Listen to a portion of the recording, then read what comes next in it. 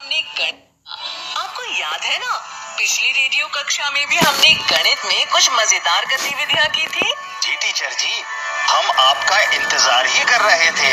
हाँ बच्चों, मुझे भी लग रहा था कि बच्चे गणित पढ़ने के लिए इंतजार कर रहे होंगे। आज भी हम पिछली बार की तरह ही कई मजेदार गतिविधियां करेंगे, लेकिन पहले हम पिछली बार की गई गतिविधियों पर बात करेंगे। सबको याद तो है ना? जी टीचर जी, पिछली बार हमने बराबर बराबर बंटवारा यानी बांटने के बारे में समझा था। अरे वाह राजू भैया, बहुत अच्छे। चलिए अब आज की पढ़ाई शुरू करते हैं। सभी बच्चे अपनी दक्षता उन्नयन पुस्तक आओ करें और खोल लीजिए। जी टीचर जी, हमने दक्षता उन्नयन पुस्तक आओ करें और सीखें की वर्कशीट नंबर 57 के पेज नंबर 67 को खोल लिया है। बहुत बढ़िया। चलिए अब हम इस पेज को देखते हैं कि इसमें क्या दिया हुआ है। मैं उसे पढ़ती हूँ, आप सभी ध्यान से सुनिएगा। ये है एक गतिविधि, बराबर बराबर बंटवारा, अर्थात बराबर बराबर बांटने की क्रिया से भाग की समझ। जी टीचर जी, यदि हम किसी संख्या को 3 लोगों में बराबर बराबर बांट देते हैं तो यही बंटवारा कहलाता है और हमें इसके लिए प्रश्नों को समझकर हल करना होगा, तभी हम जोड़ी का मिलान कर पाएंगे। तो इसके लिए हम एक प्रश्न को समझकर हल करके देखते हैं। यहाँ दिया है जोड़ी बनाओ और इसमें पहला सवाल दिया है 24 भागे 3। इसके लिए हमें 3 का पहाड़ा पढ़ना होगा जो कि 24 से ज्यादा ना हो। तो पहाड़ा पढ़कर देखते हैं। 3 एक बार 3, 3 2 बार 6, इसी तरह 3 8 बार 24 आया। तो इस सवाल की जोड़ी 8 होगी, मतलब कि 24 में 3 का भाग 8 बार जाएगा, अर्थात 24 में 8 8 के 3 समूह बनेंगे। जी टीचर जी, समझ में आ गया। अब अगला सवाल मैं हल करके जोड़ी बनाता हूँ। बिल्कुल राजू भैया, अगला सवाल आप करें। जी टीचर जी, हमें दिया है 45 भागित 5। इसके लिए हमें 5 का पहाड़ा पढ़ना होगा जो कि 45 से ज्यादा न हो। हम पहाड़ा पढ़कर देखते हैं।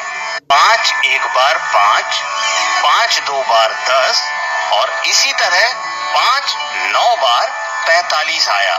तो इस सवाल की जोड़ी 9 होगी, मतलब कि 45 में 5 का भाग 9 बार जाएगा, अर्थात 45 में 9 9 के 5 समूह बनेंगे।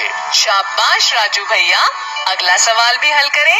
जी टीचर जी, इसमें दिया है 49 भागित 7। इसके लिए हमें 7 का पहाड़ा पढ़ना होगा जो कि 49 से ज्यादा न हो। हम पहाड़ा पढ़कर देखते हैं। 7 एक बार 7, 7 2 बार 14 और इसी तरह 7 7 बार 49 आया। तो इस सवाल की जोड़ी 7 होगी। 49 में 7 का भाग 7 बार ही जाएगा, अर्थात 49 में 7 7 के 7 ही समूह बनेंगे। शाबाश राजू भैया, अब हम आगे बढ़ते हैं। तो चलिए सभी बच्चे और राजू भैया आप भी अपनी दक्षता उन्नयन पुस्तक का अगला पेज आओ करें और सीखें की वर्कशीट नंबर 58 के पेज नंबर 68 को खोलिए। जी टीचर जी, हमने दक्षता उन्नयन पुस्तक आओ करें और सीखें की वर्कशीट नंबर 58 के पेज नंबर 68 को खोल लिया है। शाबाश। चलिए अब हम इस पेज को देखते हैं कि इसमें क्या सवाल दिया हुआ है। वर्कशीट में जो सवाल दिया है मैं उसे पढ़ती हूँ, आप सभी ध्यान से सुनिएगा। यहाँ दिया है भाग की समझ। इसके प्रश्न 1 का पहला सवाल हम हल करके देखते हैं। बच्चों, भाग के सवालों को हल करने के लिए सबसे पहले बड़ी संख्या को बांटते हैं। यदि 3 अंकों की संख्या है तो सैकड़ा को पहले बांटते हैं और यदि 2 अंकों की संख्या है तो दहाई से बांटना शुरू करते हैं। इसके बाद इकाई को बांटते हैं। राजू भैया, इसके बारे में हम पहले भी पढ़ चुके हैं कि बंटवारा करते समय पहले बड़ी चीजों को ही पहले बांटते हैं। जी टीचर जी, पहले बड़ी ही चीजों को बांटते हैं। बिल्कुल ठीक। चलिए अब पहले सवाल को देखते हैं। यहाँ दिया है 46 भागित 2 बराबर 46 भागित 2 मतलब 46 को 2 बराबर भागों में बांटना है, अर्थात 46 को 2 से भाग देंगे। पहले दहाई 4 में 2 का भाग देने पर 2 दहाई मतलब 20 और इकाई 6 में 2 से भाग देने पर 3 इकाई, अतः भागफल बराबर 20 धन 3 बराबर 23। जी टीचर जी, समझ गया मैं। टीचर जी, अब अगला सवाल मैं हल करता हूँ। बिल्कुल राजू भैया, अगला सवाल आप करें। 4 मतलब 52 को 4 बराबर भागों में बांटना है, अर्थात 4 से भाग देंगे। पहले दहाई 5 में तो 4 का भाग देने पर 1 दहाई मतलब 10 और इकाई 2 में बचे 1 दहाई अर्थात 10 इकाई और 2 को 12 मानेंगे। अब 4 का भाग देने पर 3 इकाई बार भाग हुआ, इसलिए भागफल बराबर 10 धन 3 बराबर 13 होगा। शाबाश राजू भैया, अब अगला सवाल भी आप ही हल करें। जी टीचर जी, अगला सवाल है 69 भागित 2 बराबर। 69 भागित 2 मतलब 69 को 2 बराबर भागों में बांटना है, अर्थात 2 से भाग देंगे।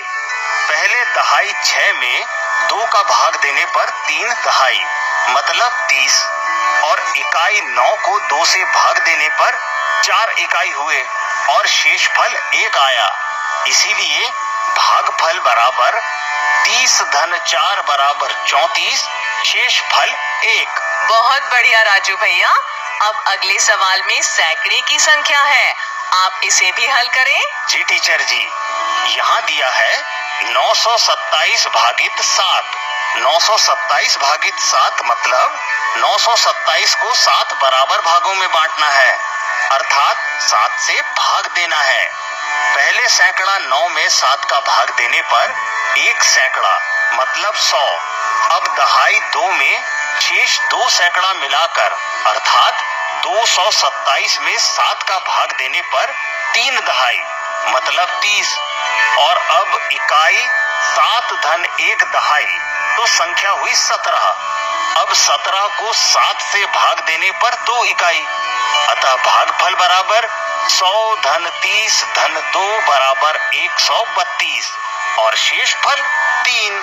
बहुत बढ़िया राजू भैया, अब हम आगे बढ़ते हैं। प्रश्न 2 का एक सवाल समझते हैं। सवाल है 85 भागित 7 बराबर 85 में 7 का भाग देना है। 7 से 8 दहाई मतलब 80 इकाई में भाग देना है, तो 1 दहाई बार भाग गया और शेष 15 इकाई बची। फिर 15 इकाई में 7 से भाग दिया तो 2 बार भाग गया और शेष बचा 1। इस प्रकार भाज्य बराबर 85, भाजक बराबर 7, भागफल 12 और शेषफल बराबर 1। उत्तर की जांच, भाज्य बराबर भागफल गुणित भाजक धन शेषफल।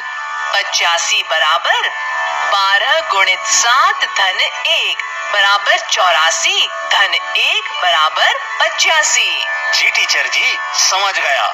अब अगला सवाल मैं हल करता हूँ। शाबाश राजू भैया, बिल्कुल हल कीजिए। जी टीचर जी, सवाल है 412 भागित 4।